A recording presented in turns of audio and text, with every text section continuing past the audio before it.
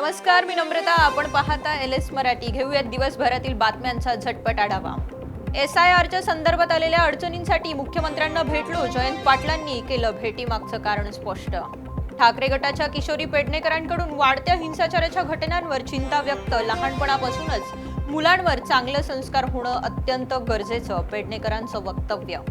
अरविंद केजरीवाल यांनी जंतर मंतरवर पोहोचताच सोनम वांगचुक यांची घेतली भेट. धर्मेंद्र प्रधान यांना हटवून सोनम वांगचुक यांची देशाच्या शिक्षण मंत्रीपदी नियुक्त केली जावी अशी मागणी करणार असल्याचं वक्तव्य.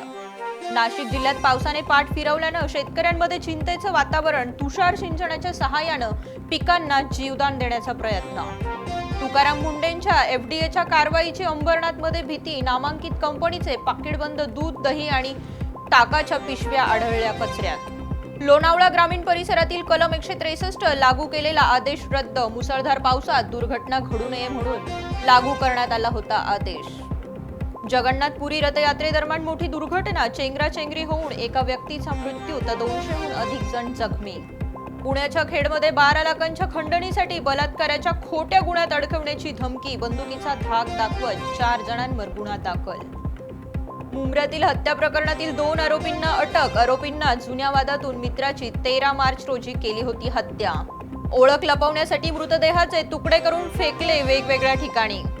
बदलापूरमधील उल्हास नदी पुलावरून पडून एक व्यक्ती गंभीर जखमी. रुग्णालयात उपचार सुरू. आता पाहिलं आपण दिवसभरातील ताज्या घडामोडी. पाहत राहा LS मराठी.